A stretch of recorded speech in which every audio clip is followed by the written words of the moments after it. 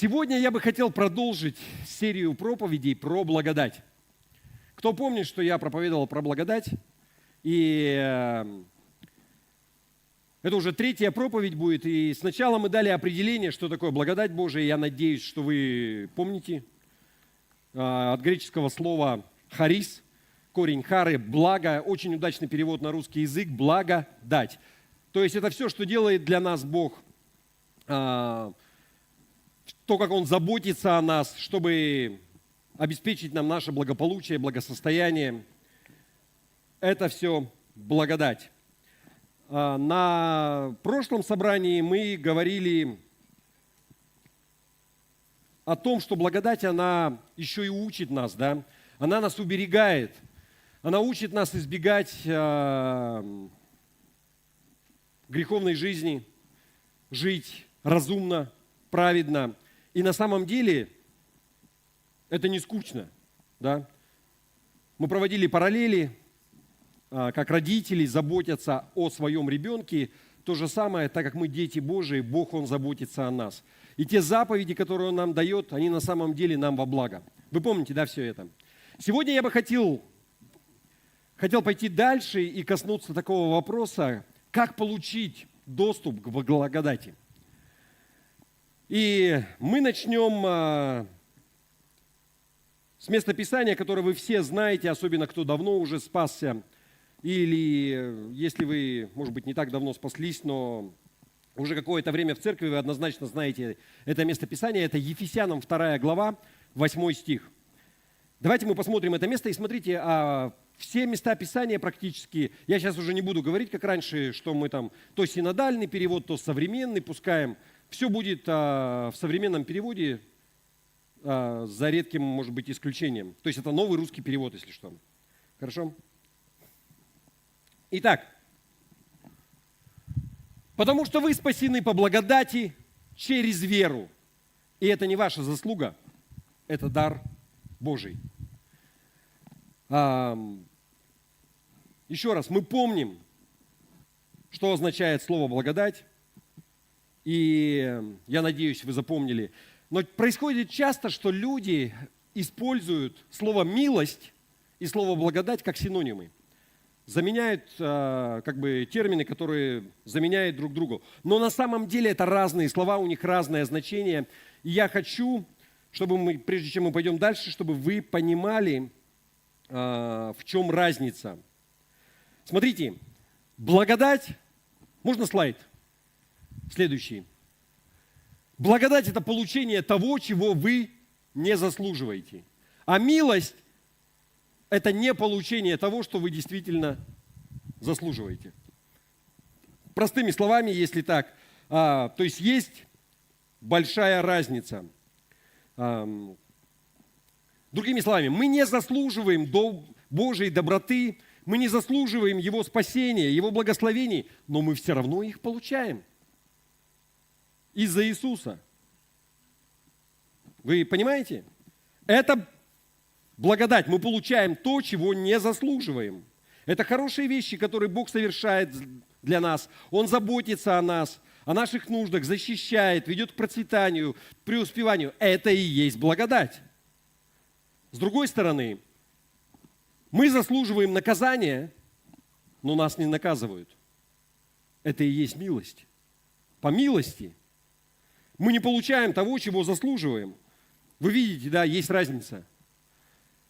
Во-первых, вы получаете то, чего не заслуживаете, благодать Божию.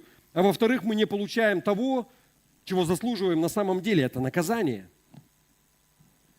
Я думаю, что если, те немногочисленные мужчины в зале, мне кажется, они понимают, что такое милость гораздо лучше, чем женщины. Почему? Потому что мне кажется, что мальчиков чаще наказывают физически в детстве, чем девочек. И я просто себя вспоминаю. Меня редко наказывали физически, бывало иногда и по делу. Всыпали. Но когда я знал, что я совершил какой-то проступок, я просто помню, я ожидал, что, мама была уже не в состоянии, просто мне было смешно, когда она пыталась меня наказать, уже когда ты достаточно большой, то есть она там что-то тебя шлепает, тебе уже не больно, просто смешно. Она говорит: подожди, отец вернется, и как бы вот это там, ну. И я ждал, и то есть отец пришел когда, и он говорит, что ты понимаешь, что ты сделал неправильно? Я такой, ну да. И что, тебе нужно всыпать по 1 число? Я такой, да. Я сейчас не буду этого делать, потому что там и что-то там такое. Я уже там дальше не слушаю. Я такой, yes, да. Как бы главное, что ну, мимо прошло. Вот это милость. Вы понимаете, да? Кому-то знакомо вообще такое вот? Ну, когда ты ожидал какого-то наказания, оно... Это по милости. Ты не получаешь того, чего ты заслуживаешь. И в этом разница между благодатью и милостью. И причина, зачем я вообще это говорю, подчеркиваю это различие, я хочу, чтобы вы поняли, что милость – это часть благодати. Можно следующий слайд? Смотрите, милость – это часть благодати, она входит в благодать. Но благодать на самом деле – это гораздо больше, чем просто милость получить. Когда я был помилован, хотя я заслуживал наказания, вот эта милость, она стала частью благодати. Я получил прощение, я получил милость. То, чего я не заслуживаю. Вы понимаете? Итак, милость – это часть благодати, но благодать – это гораздо больше, чем просто милость. Мы не заслуживаем ничего, кроме наказания, ада и изгнания из Божьего присутствия на веки вечные. Тем не менее, Бог по-прежнему любит нас, проявляет к нам милость и дает нам спасение. И вот этот милосердный акт является, то, что мы получаем прощение, частью Божьей благодати. Но благодать – это гораздо больше, чем просто проявление милости. Смотрите, мы не просто избегаем ада, мы не идем в ад по милости Божией, да?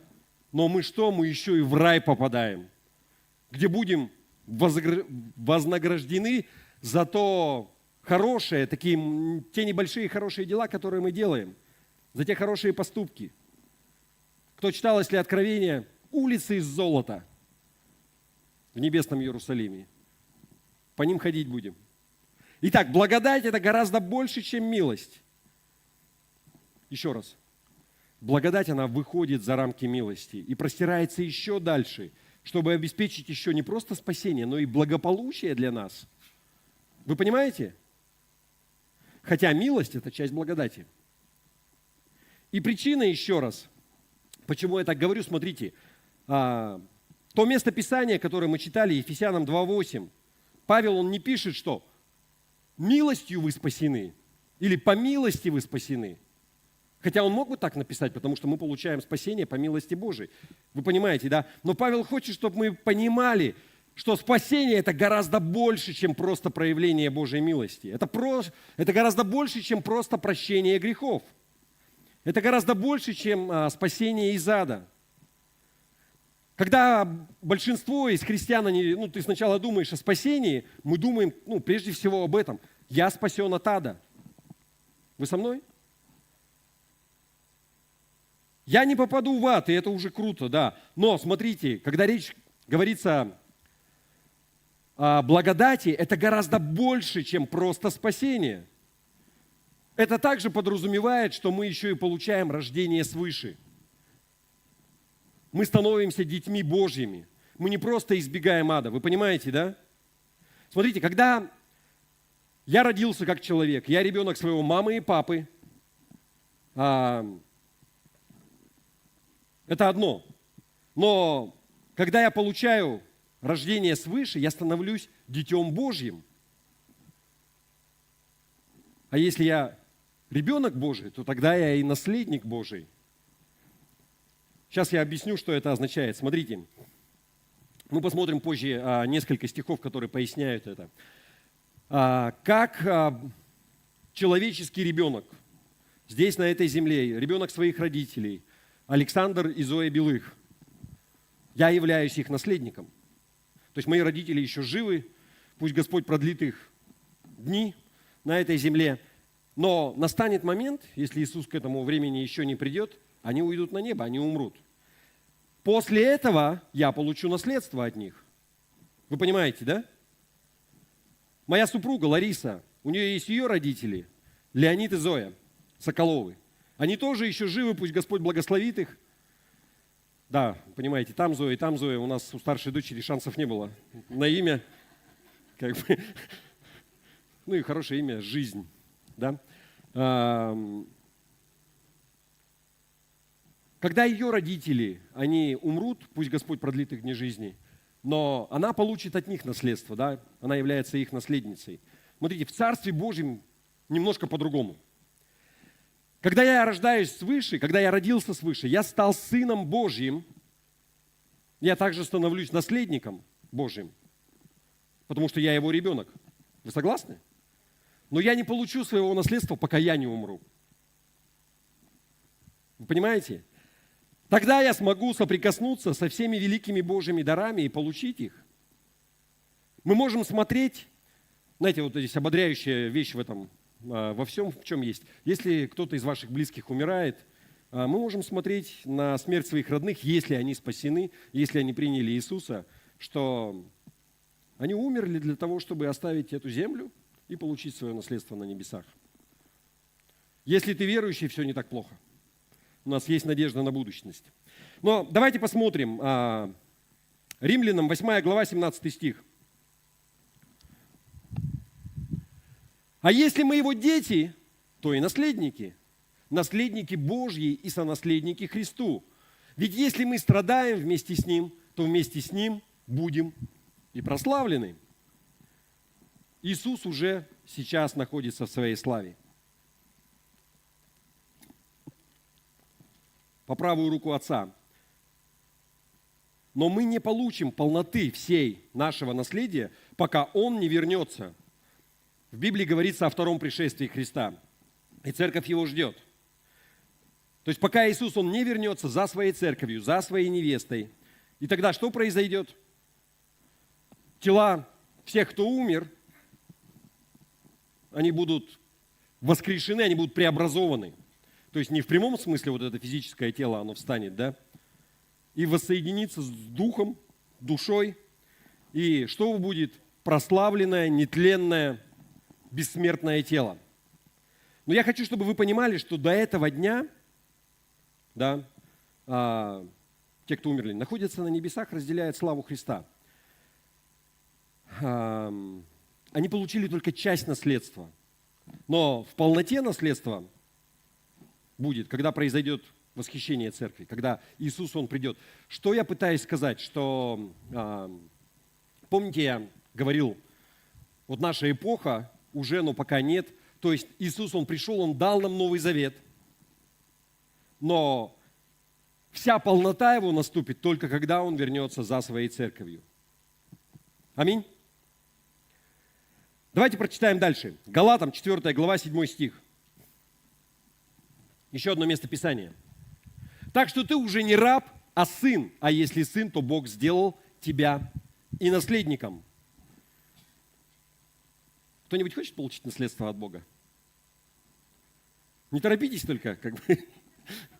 Есть дела еще на этой земле, но классно же. Получить наследство от Бога. Итак, милость – это часть Божьей благодати в том смысле, что мы не заслуживаем прощения наших грехов и спасения из ада, но мы получаем это спасение. И это по милости. Мы получаем милость, хотя ее не заслуживаем. И это часть определения благодати. Мы получаем что-то, в данном случае милость, чего мы не заслуживаем. И по факту это благодать. Понятно я говорю? Вообще, хорошо. Получаем то, чего не заслуживаем. Итак, милость – часть Божьей благодати. Но смотрите, зачем я вот это все так разжевываю и говорю? Если мы не осознаем, что благодать – это нечто гораздо большее, чем просто спасение, мы не получим тех дополнительных благословений, которые Бог, Он хочет нам дать. Вы помните, мы смотрели место Писания, что благодать, она сияет над всем человечеством, над всеми людьми. Но не все получают ее. Вы знаете, что в благодати, помимо спасения, есть еще благословение, которое превосходит все наши смелые ожидания, даже если мы этого не заслуживаем. И прежде всего это рождение свыше, как дети Божии. Ты не просто спасся, но ты стал ребенком Божьим и сонаследником Христа, наследником Бога, Отца. Мы не только избегаем ада, но и попадаем на небеса. Вы чувствуете разницу между благодатью и милостью? Хорошо. Следующий шаг, когда, я надеюсь, здесь все понятно, я хочу, чтобы мы посмотрели на то, какую роль играет вера в получении Божьей благодати. Можно следующий слайд? То, что Божья благодать доступна, не означает, что вы автоматически получите ее. Вы понимаете? Да, Бог излил Божью благодать на все человечество, но не все ее получают. Мы живем в греховном мире, и о чем это нам говорит? О том, что эта жизнь, она несправедлива. Бог справедлив. И кажется, что здесь парадокс. Бог справедлив, Он создал этот мир, мир несправедлив. Почему? Из-за грехопадения, вы знаете, да? Но смотрите, я сейчас поясню, что я имею в виду. Мы живем в греховном мире, и жизнь несправедлива. Некоторые из нас рождаются в таких семьях, мы не выбираем наших родителей, мы не выбираем наши семьи. И кто-то рождается в такой семье, где ему не уделяется того внимания, той заботы, которая должна быть у нормальных родителей. А кто-то рождается в такой семье и, можно сказать, как привилегирован он. В каком смысле? Нас там любят, о нас заботятся, нас учат, наставляют, воспитывают таким образом, чтобы мы могли быть успешны в этой жизни. И благодаря этому у нас появляется преимущество перед остальными. Вы понимаете? Жизнь несправедлива. Но это не означает, что Бог, Он несправедлив. Бог излил свою благодать на всех, на все человечество, на каждого человека. Проблема в этом греховном мире. Кто-то из нас получает больше благодати, чем другие. Почему? Потому что вы ее принимаете, а те, они ее не принимают. Я хочу еще раз повторить. Бог излил благодать на все человечество, на каждого человека. Но то, что Божья благодать, она доступна, не означает, что ты получишь ее автоматически. Для этого необходимо что-то сделать. Даже делать на самом деле ничего не надо. Нам нужно верить. Здесь на первый план выходит вера. Вы со мной? Поэтому, когда мы говорим о благодати, нужно также говорить о вере. Ты можешь понимать, что такое Божья благодать, но это не означает, что ты получишь ее автоматически. Можно следующий слайд? Чтобы получить благодать, у вас должна быть вера. Давайте еще раз посмотрим на Ефесянам, 2 глава, 8 стих. Обратите внимание, что здесь говорится. Потому что вы спасены по благодати, внимание, через веру. И это не ваша заслуга, это дар Божий. Выделите для себя вот это слово «вера». И вера на греческом это пистос слово, но вот здесь у нас тоже очень удачный перевод. Смотрите, получаете спасение через веру. Вера – это средство, с помощью которого человек спасается. Вы понимаете, здесь однозначно об этом говорится. Поэтому именно вот здесь переведено через веру. То есть именно верой, через веру ты спасаешься. Еще раз, я хочу, чтобы вы прямо осознали и поняли это. Подумайте вот следующим образом об этом. Мы можем спастись только через веру. Да, Христос, Он умер за все человечество.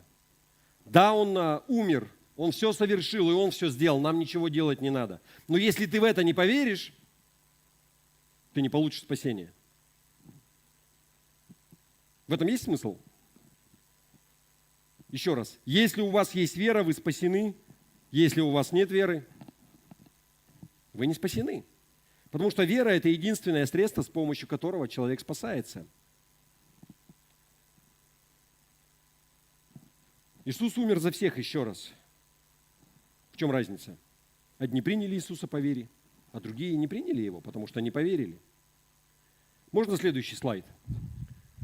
Вера – это единственное средство, с помощью которого человек может спастись. Именно об этом говорится в послании Ефесянам 2:8.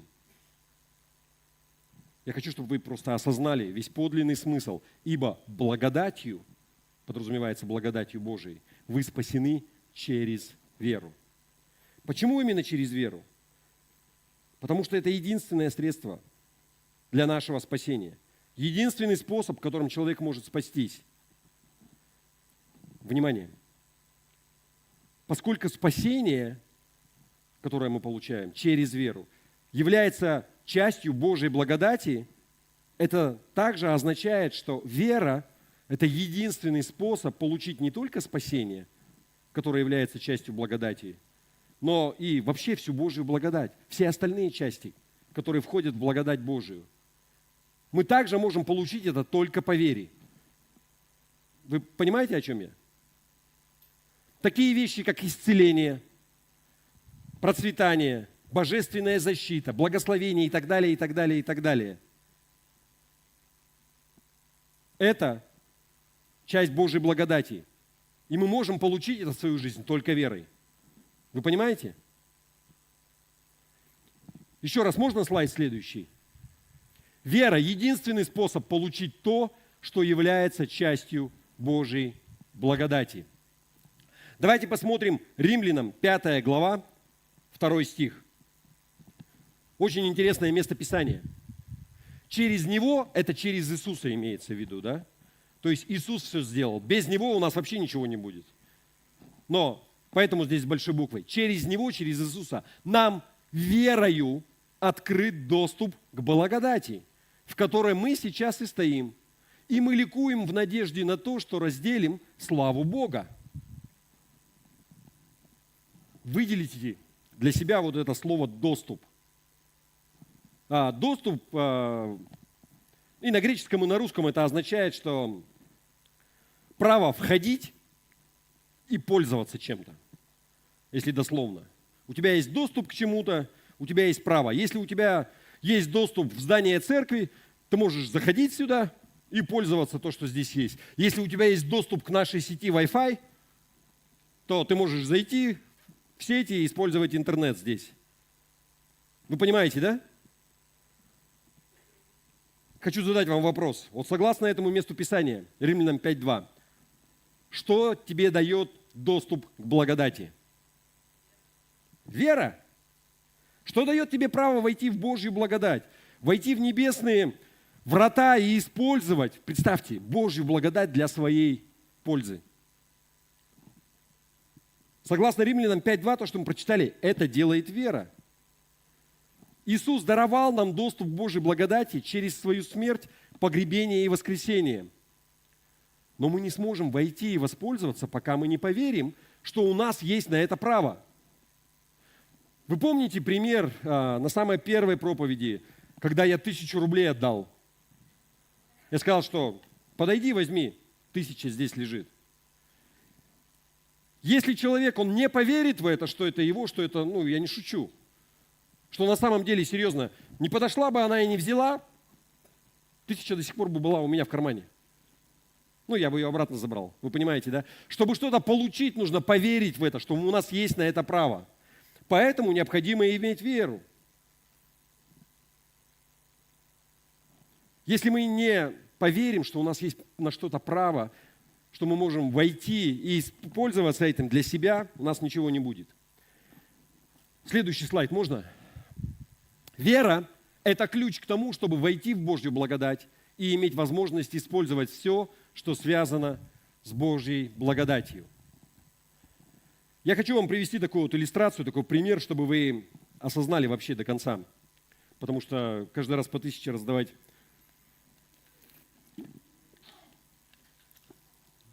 Смотрите, представьте ситуацию. Кто-то из служителей ко мне подходит и говорит: слушай, мы хотим провести какое-то мероприятие в церкви. Ну, церковное, например, там что-то. Вот во вторник, там, с 10 до 11 утра. Ну, классно, давай, хорошо, делаем. У тебя ключи есть? Есть. Все, заходите, делайте. Встречаю человека в среду, спрашиваю: ну что, как прошло? Я говорю: да никак не прошло. Ты не пришел и дверь не открыл. В смысле? У тебя ключ есть? Есть. Мы с тобой договорились? Ну, договорились. Но я думал, ты придешь, как бы откроешь. У тебя есть ключ. Мы уже обо всем договорились. Зачем тебе я нужен? Чтобы прийти и что-то открывать. Заходи и пользуйся, у тебя уже есть доступ. Вы со мной? Иисус дал вам доступ к Божьей благодати. Через что? Через веру. Вера – это ключ.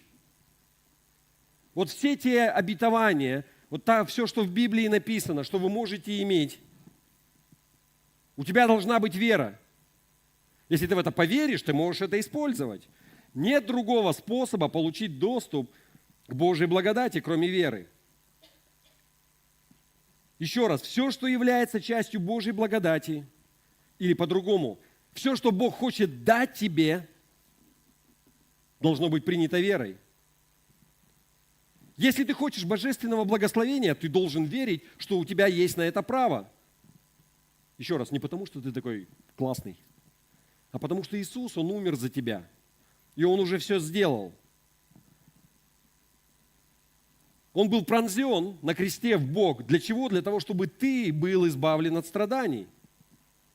Поверь в это и прими это, что у тебя есть право. Иисус уже все сделал, Он дал тебе ключ. Что за ключ? Еще раз. Вера. Хочешь иметь процветание в своей жизни? Ну, ты должен поверить, что у тебя есть на это право. Еще раз, не потому, что ты такой крутой, но потому что благодаря тому, что Иисус сделал для тебя. А что Он сделал для тебя? Написано, что Он обнищал для того, чтобы ты стал богатым. Внимание, смотрите, это не означает, что ты обязательно станешь миллионером или миллиардером. Это не то, что означает слово процветание. Давайте мы посмотрим местописание. 3 Иоанна, 1 глава, 2 стих. Смотрите. Возлюбленный, дорогой мой, молюсь, чтобы ты здравствовал и преуспевал во всем, как преуспевает душа твоя.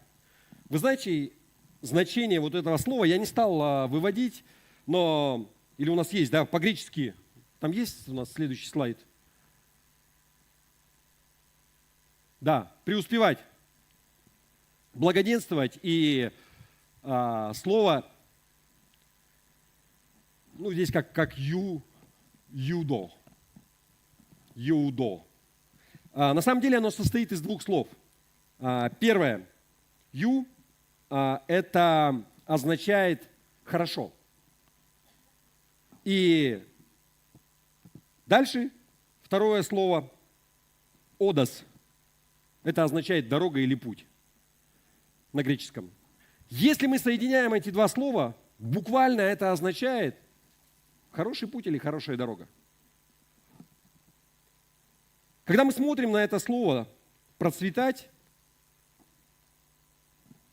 знаете, Бог, Он желает, чтобы у тебя здесь, на этой земле, был хороший путь. Как мы желаем друг другу счастливого пути. Чтобы твоя дорога на этой земле, она была хорошей. Вы знаете, мы просто, как написано, мы как паломники, странствующие на этой земле, пока мы не получим свое наследство на небесах. И пока я здесь странствую на этой земле, Бог говорит: я хочу, чтобы у тебя было хорошее путешествие.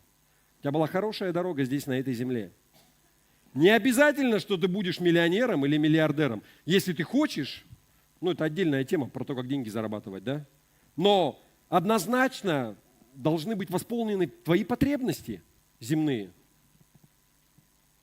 Но иногда мы просто настолько привязываемся к мирскому пониманию слова «процветание», что мы упускаем из виду то, что говорится в Библии на самом деле.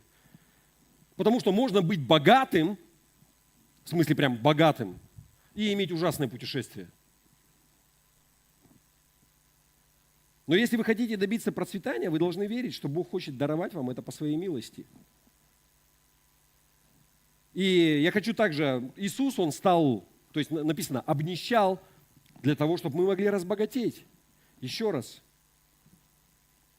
Не означает, что ты будешь миллиардером или миллионером, но это означает, что у тебя будет достаточно, чтобы удовлетворить свои потребности, плюс, чтобы у тебя были хорошие отношения. Все, что требуется для того, чтобы провести хорошо время во время своего путешествия. Вы со мной? Если ты хочешь получить исцеление, ты должен верить, что у тебя есть на это право. На исцеление, потому что Иисус уже все сделал для тебя. Что Он сделал для тебя? Давайте посмотрим 1 Петра, 2 глава, 24 стих. Здесь Петр, он на самом деле цитирует местописание из Исаии, которое было написано за многие-многие сотни лет до того, как Петр даже был. Смотри, «Он грехи наши сам вознес телом своим на древо, дабы мы, избавившись от грехов, жили для правды. Смотри, ранами Его вы исцелились». И это, можно следующий слайд, это книга Исаия, 53 глава, 5 стих. Петр отсюда цитирует. «Он изъявлен был за грехи наши и мучим за беззакония наши. Наказание мира нашего было на нем, и ранами Его мы исцелились». Его для этого истязали, чтобы ты был свободен от этого. Помимо этого, я хочу вам сказать, если бы исцеление не было частью искупления, то есть то, что сделал Иисус для нас, мы бы не смогли получить нетленное, бессмертное, прославленное тело, которое мы получим, когда произойдет восхищение, когда церковь на вознесение. Итак, исцеление – это часть искупления, которое дал нам Иисус. Это часть того, что дает нам смерть и воскресение Иисуса Христа, то, что Он сделал. Важный момент. Означает ли это, что все будут исцелены от всех болезней? Не обязательно. Смотрите, наличие права на исцеление не означает, что у вас есть право требовать, когда и как вы будете исцелены. Я сейчас сбалансирую все, сразу не бейте меня. Еще раз, мы живем в эпоху Нового Завета, который положил Иисус Христос. Он дал нам Новый Завет, но Он еще не вошел в полноту, пока Иисус, Он не вернется за нами. Пока Иисус, Он не вернется за своей церковью, и не произойдет восхищение церкви. Когда Он придет, тогда мы насладимся полнотой. Мы получим бессмертное, нетленное, прославленное тело. В этот момент Бог, Он вернет землю в то состояние, которое оно было до грехопадения. В Откровении написано, что лев будет с ягненком. Помните, ребенок, он может положить руку на ядовитую змею, ему ничего не будет. Люди будут жить долго, как деревья. Почему? Потому что Бог возвращает все к тому, что было до грехопадения. Но, смотрите, этого не произойдет, пока не вернется Христос. Вы можете быть исцелены, но это не означает, что вы не умрете. Вы понимаете это? Лазарь был воскрешен Иисусом Христом. Все знают это местописание. Сам Иисус его воскресил. Жив ли Лазарь сейчас? Нет. Почему? Человеку суждено однажды умереть. Единственные, кто не умрут, это те, кто застанут пришествие Иисуса. При жизни их Он придет. Тогда они будут просто восхищены, вознесены.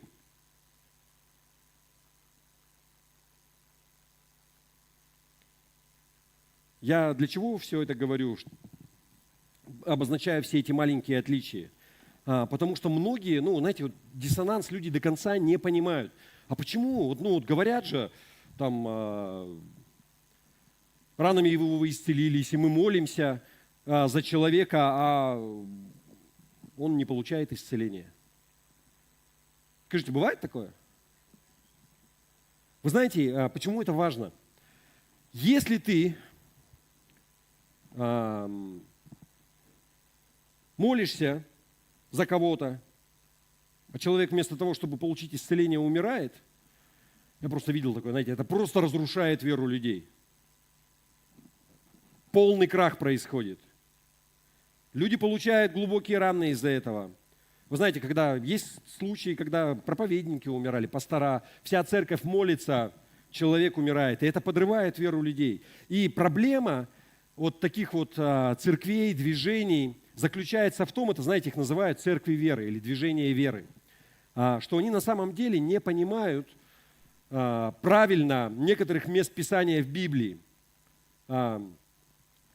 Вы знаете, условно, у нас тут такого как бы деления нет, но в России имеется в виду, среди протестантских церквей, но, хотя, может, и есть, я не знаю, как бы учения об этом нет. Но на Западе, в принципе, все там начинается, до нас докатывается, у нас через какое-то время все идет у нас. И смотрите, условно делят как бы движение веры, движение слова. Я хочу, чтобы вам чтобы вы понимали разницу. Просто вот движение веры, условно, как бы, звучит круто. Конечно, мы должны иметь веру, и у нас сегодня проповедь про это. Хочешь получить, должна быть вера. Но, знаете, как бы их еще называют, что если у тебя достаточно веры, назови что-то, провозгласи свои права на это, и у тебя может быть все, что угодно. Если у тебя достаточно веры, ты даже умирать не можешь не умирать. Вот верь в это. Бог же Он дал. Вы знаете, в Библии нет такого нигде. Но движение слова, знаете, как бы вот в чем отличие? Если так написано в Библии, если Бог, Он говорит об этом, и ты веришь в это, тогда ты получишь. Вы улавливаете разницу? Просто получается так, что те, кто вот в движении веры, они верят в свою веру. Если я буду верить достаточно вот прямо во все, что угодно, я это получу. А движение слова, оно верит в Слово Божие. Если Бог так говорит, и я верю, то я получу. И смотрите, если я молюсь за кого-то, а он не получает исцеления и умирает, это не разрушает мою веру, потому что я понимаю, что Новый Завет, он не вошел еще в свою полноту. Вы понимаете? Если человек, он спасен, он дитя Божие, он получил свое наследство на небесах. Он на небесах. Но даже это еще не полное наследство. Полного наследства не будет, пока не произойдет второе пришествие, когда его тело не воскреснет и не соединится с душой и духом. Тогда будет наследство в полном объеме. Такое у меня отступление, но важное. Вы со мной? Спрашивать, вы согласны, не буду. Чтобы никто ничем не кинул. Но смотрите, вот итог, да? Вы должны верить, что у вас есть право пользоваться тем, что Иисус, Он сделал для вас. То, что написано. Ранами Его вы исцелились. Если ты не будешь в это верить, если ты не поверишь, что у тебя есть право на исцеление, ты не получишь ничего. Все сводится к вере, но в веру, не в свою веру, а веру в Слово Божие. Давайте вернемся еще раз к посланию Ефесянам, 2 глава, 8 стих. Посмотрим на остальную часть стиха. Смотрите. «Потому что вы спасены по благодати через веру, и это не ваша заслуга, это дар Божий». Вот здесь подчеркнуто слово «это», обратите внимание. К чему это относится? По благодати вы спасены. Вы спасены по благодати через веру. И это не ваша заслуга. Это дар Божий. Про что здесь говорится это? Еще варианты есть? Кто-то сказал веру. Кто сказал веру?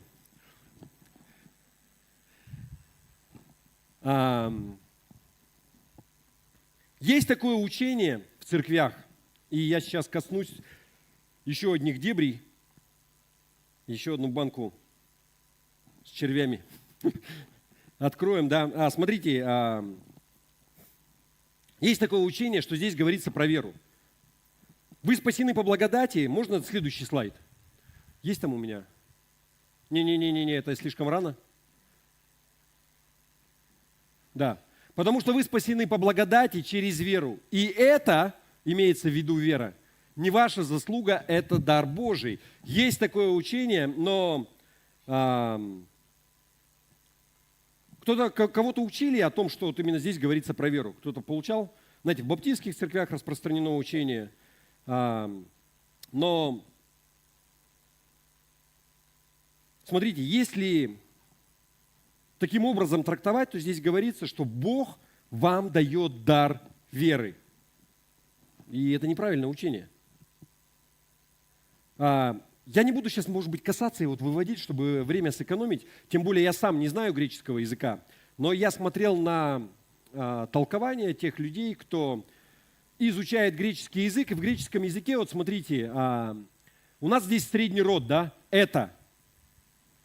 Потому что вы спасены. Вот смотрите, благодать и вера женского рода. И в греческом местоимение указательное это, оно всегда согласуется с основным словом, на которое оно указывает, оно должно быть тоже женского рода, оно не может быть среднего, там нет исключений из правил. То есть, например, если мы говорим «женщина», мы говорим «она».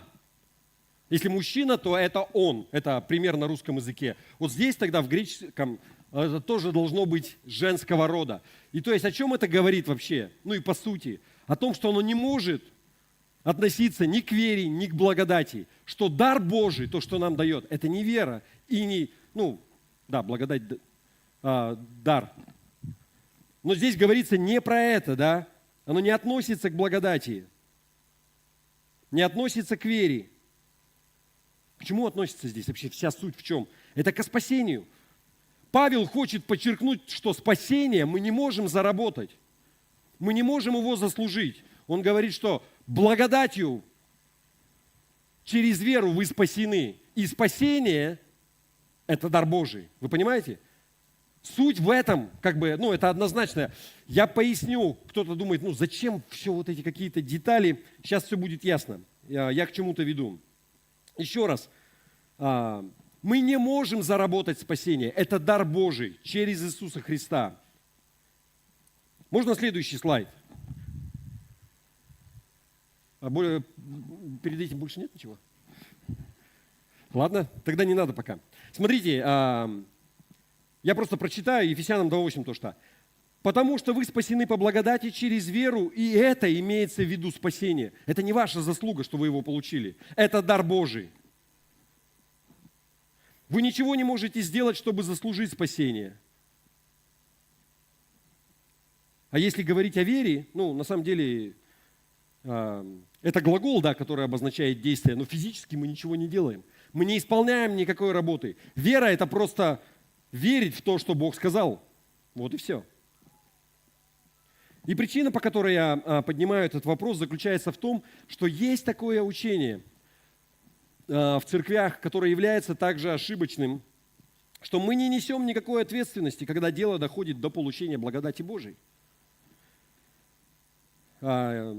Есть популярные проповедники в интернете. Вы знаете, почему-то очень часто люди становятся популярны, когда они несут всякую ересь. Льют просто в уши то, что люди хотят слышать, наверное, и становятся мегапопулярными. И на самом деле все проистекает, это учение. Есть такое движение в протестантизме, кальвинизм. С 16 века пошло. Жан Кальвин был один из реформаторов церкви католической во Франции. То есть вы знаете, Лютер был в Германии, с него реформация пошла, но Жан Кальвин, он был во Франции. И там гугеноты, когда говорят, Варфоломеевская ночь, если кто картинки всякие есть такие. Это что? Это когда католики вырезали протестантов, как раз вот именно гугенотов. Это вот они были кальвинисты, последователи Кальвина. И смотрите, у них есть, я коротко скажу, 5 пунктов кальвинизма, чтобы вы понимали. Вот сейчас можно вот этот слайд, где там это было? Смотрите, это их учение. Я сейчас дам короткие пояснения. Первое – это полная порочность, это вот 5 пунктов. Безусловное избрание у нас куда-то съехало все. Ограниченное искупление – это просто вчера ночером слайдики делались. Второе – безусловное избрание. Третье – ограниченное искупление. Четвертое – непреодолимая благодать. И пятое – сохранение святых.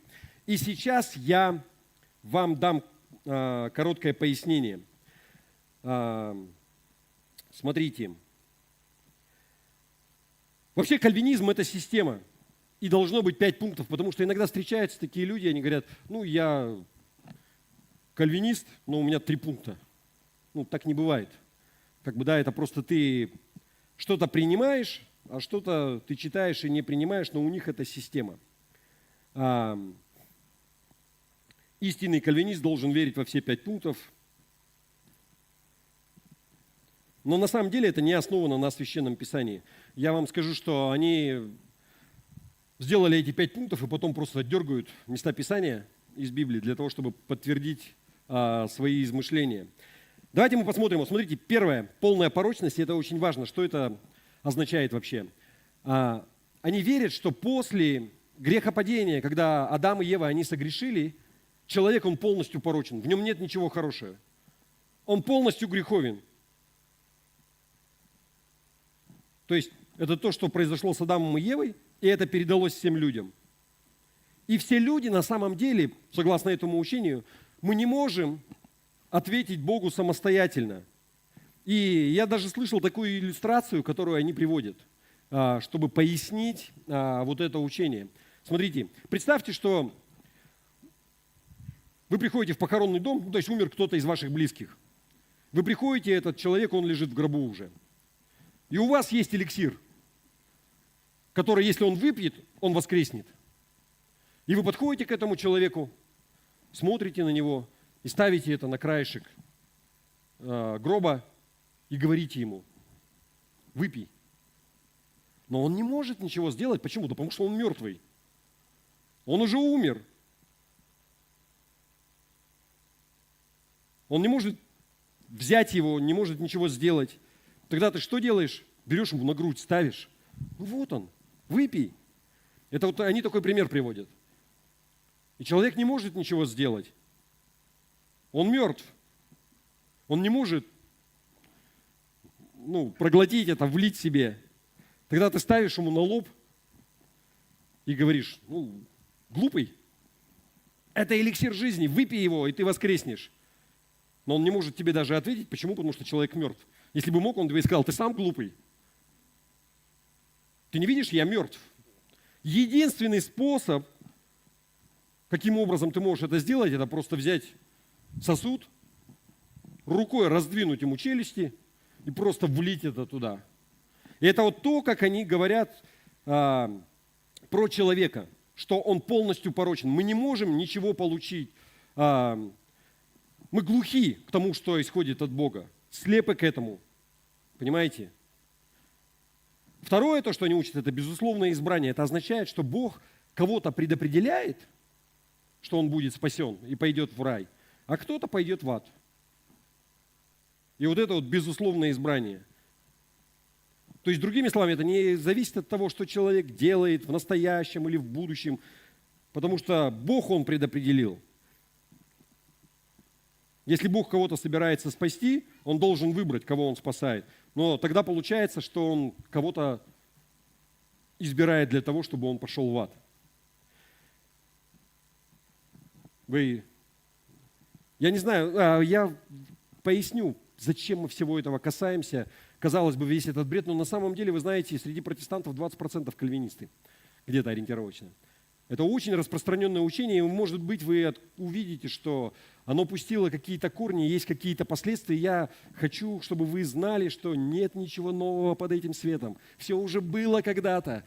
И все вот эти ереси новомодные, когда проповедники из Ютуба вам вещают о чем-то, и они заблуждаются, скорее всего, это уже было в веках. И лучше знать об этом. Смотрите, ограниченное искупление, следующее. Они учат, что Иисус умер не за всех, только за тех, кто был избран, чтобы попасть на небеса. То есть, если тебе предопределено попасть в ад, за тебя Иисус не умирал. И рассуждают они следующим образом. Они говорят, что смерть, погребение и воскресение Иисуса, они действенны. То есть, они обязательно приводят к результату, к желаемому. Если бы Иисус умер за всех, то все были бы спасены. А мы знаем, что не все будут спасены. Значит, Иисус умер не за всех. То есть логика мышления у них такая. Он умер только за тех, кому Бог предопределил попасть на небеса. Следующий пункт, 4, это непреодолимая благодать. Если Бог предопределил вам попасть на небеса, тогда вы будете спасены. Вы не можете этому противиться.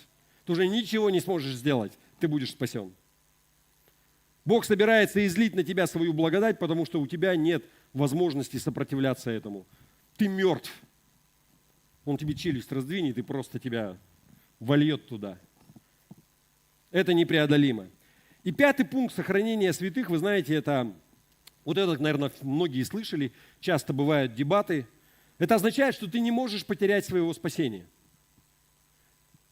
Большинство, может быть, слышали это, что однажды спасен, навечно спасен. Если кто-то в таких церквях, он отпадает от веры, предположим, там, служитель, служил, бросил жену, детей, сбежал с секретаршей и во все тяжкие пустился. Знаете, что они говорят в таком случае? А он никогда не был спасен. Он на самом деле просто не был никогда спасен. Он не получил своего спасения. Но если вы по-настоящему спасены, то вы сохраните веру до конца. Зачем мы все это рассматриваем? Смотрите, вот эта система кальвинизма, которая еще началась тогда в XVI веке, она полностью снимает с человека ответственность с верой откликаться на Божью благодать. И все начинается вот с этого 1 пункта, полной порочности человека. То есть они верят, что человек, он полностью порочен. Он не может отвечать, он глух, слеп к Богу. И сейчас все станет понятно. Я вам приведу цитату из одной книги. Известный проповедник на Западе, Норман Гизлер, написал книжку «Избранный, но свободный», кальвинист. Смотрите, не суть, смотрите, что он пишет. «Падшие люди настолько мертвы во грехе, что Бог должен сначала возродить их, прежде чем они успеют поверить. Мертвые люди ничему не верят, они мертвы». Вы понимаете, о чем они говорят? Он говорит, что вы должны, наоборот, он не говорит, что нужно верить для того, чтобы получить спасение. Он говорит, что вам сначала спастись надо, и тогда вы получите веру. Вообще никакого смысла в этом нет. Это не соответствует Писанию, но это то, во что они верят. Еще одна цитата, неважно, проповедник, книжка «Избранные Богом». Автор также кальвинист.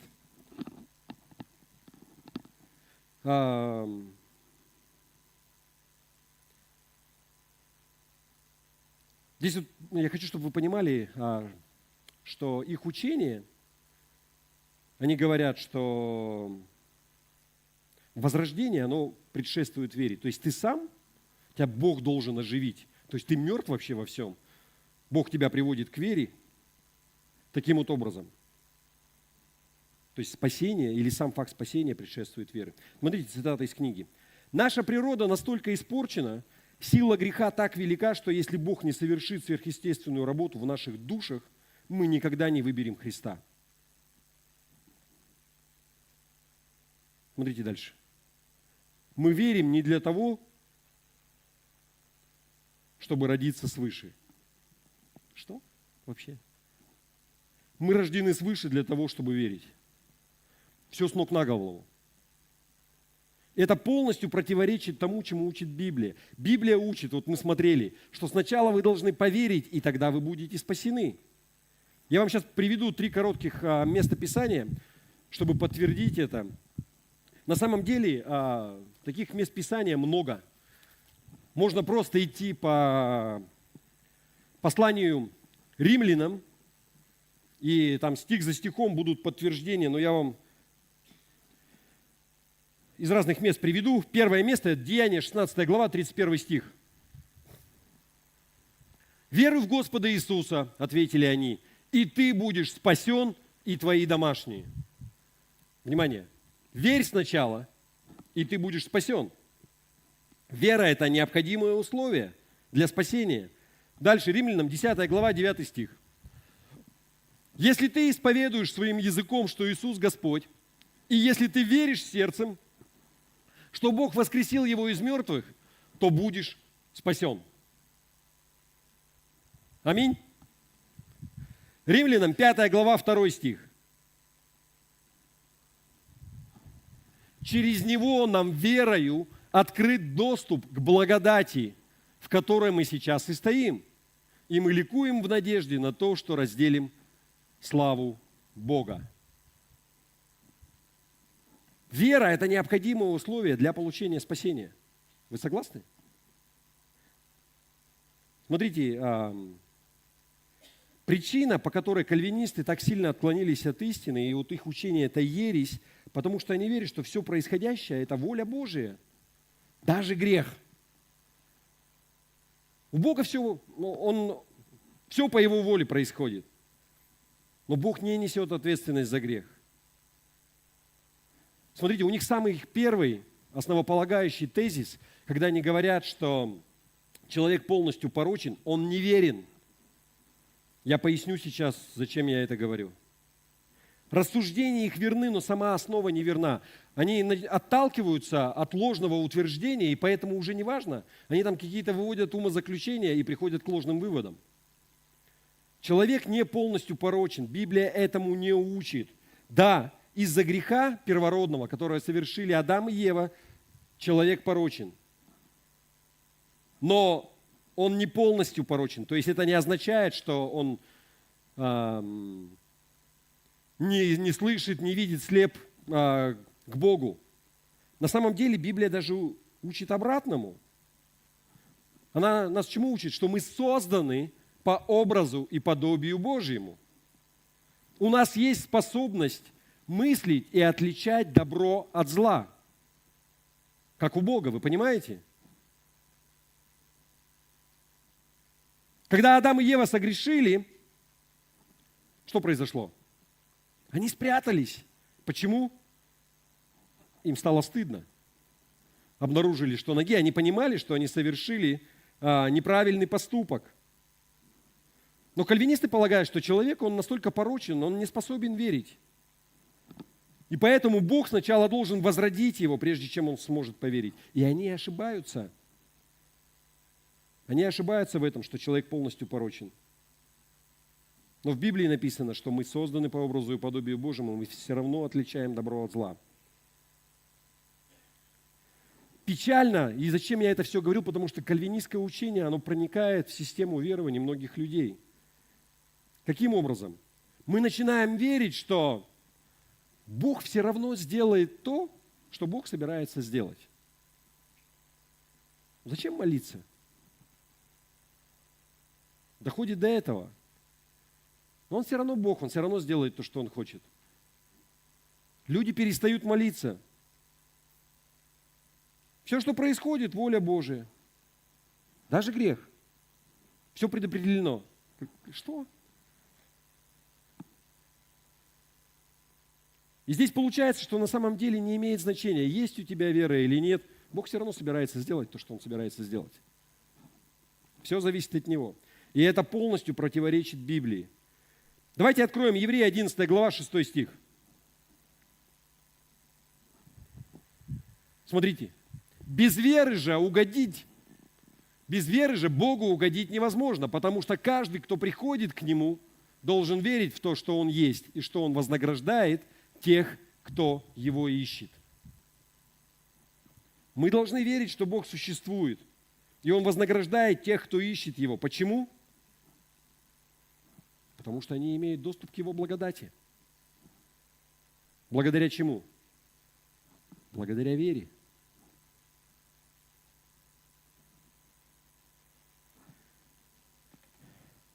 Все понимают, что Богом движет не нужда. Бог движим верой людей. Если бы Бог откликался на нужду, то самые бедные страны в Азии, в Африке были бы самыми благословенными. Потому что там больше всего бедности. Вы понимаете, да? Но Бог реагирует на веру, а не на нужду.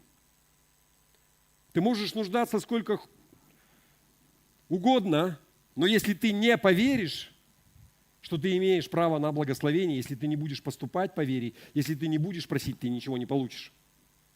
Вы понимаете?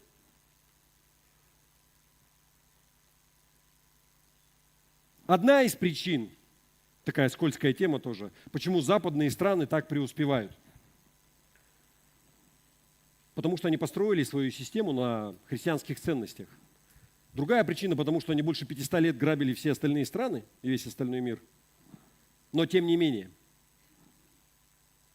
Если вы хотите, чтобы Бог повлиял на вашу жизнь, тогда вы должны начать верить, что Бог хочет, чтобы вы изменились в своей жизни. Давайте посмотрим еще один интересный отрывок из местописания, и я уже заканчиваю на этом. Давайте откроем Евангелие от Марка, 6 глава, и прочитаем сначала 3 стих. Ну давайте, 3, 5, 6, мы там 4 пропустим. Здесь говорится про Иисуса, когда Он вернулся в свой родной город. Он уже ходит, у него началось служение, Он совершил многие чудеса везде. И Он приходит обратно в свой город. Смотрите, разве Он не плотник, не сын Марии, не брат Иакова, Иосии, Иуды и Симона? И разве не здесь у нас живут Его сестры? И они отвергли Его, то есть Иисуса. Дальше. И Он не смог совершить там ни одного чуда, лишь исцелил нескольких больных, возложив на них руки. Он удивлялся неверию в этих людях. Иисус ходил по окрестным селениям и учил. Ситуация, представьте, Сын Божий пришел на землю, но поскольку Бог дал человеку свободу воли, Он не навязывает свою волю вам. И вот Иисус, Сын Божий, который обладает безграничной силой, исцелять всех, творить чудеса. И мы читаем, да, что Он делал. И Он вообще ничего не сделал там. Просто нескольких людей исцелил, и все. И вы знаете, Он ушел, и потом ходил по другим везде окрестным городам. Здесь Он как раз говорит, это место вот Писания, мы там его пропустили, что нет пророка в своем Отечестве. Ну, Он же среди нас вырос, мы его знаем с малолетства. Вот его сестры, вот его братья, мы знаем его маму. Сам он сын плотника. Что он себе возомнил? И они отвергли его. Он их оставил и ушел. Они не получили доступа к благодати, которой обладал Иисус, потому что у них не было веры. Они не поверили. Вера – это доступ к благодати. И у нас нет веры в нашу веру. Я буду верить. У нас есть вера в Слово Божие. И поэтому мы учим Слову, чтобы мы знали с кафедры, со сцены, чтобы вы знали, что вы можете использовать. Давайте встанем.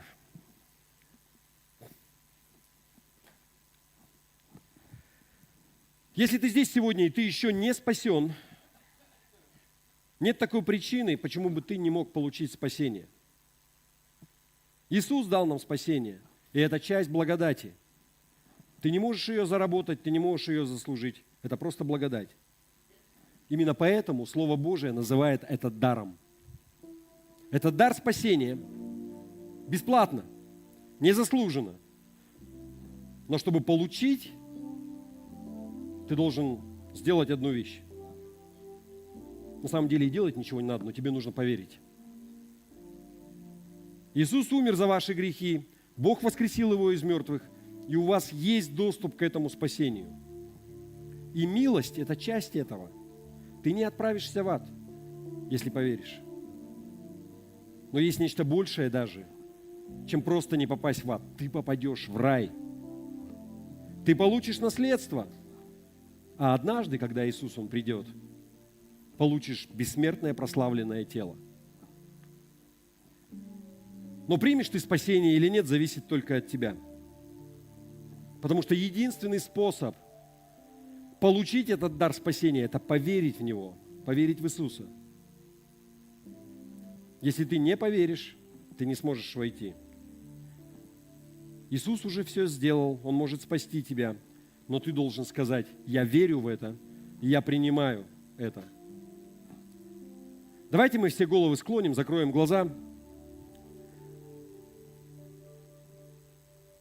Если вы принимаете решение поверить в это и принять это, тогда повторите за мной простую молитву. И молитва – это не волшебство, это не какое-то заклинание. Но если вы верите в то, что говорите, твои грехи, они будут прощены. И тебе не придется отправляться в ад, это милосердие. Ты попадешь на небеса, это гораздо больше. Давайте помолимся, повторяйте за мной. Отец Небесный, я прихожу к Тебе во имя Твоего Сына, Иисуса Христа. Я верю, что Иисус умер и воскрес на третий день. И что через Его смерть я получил спасение. Я прошу Тебя, с этого момента будь моим Богом, моим Отцом, и веди меня дальше по жизни. Говори со мной, благословляй меня, наставляй меня. Я признаю, что Иисус Христос Твой Сын, и что Он умер и воскрес на третий день. Аминь. Еще раз, это не заклинание. Если ты просто произнес, оно так не работает. Нужно верить в это. Мы принимаем по вере. Аминь.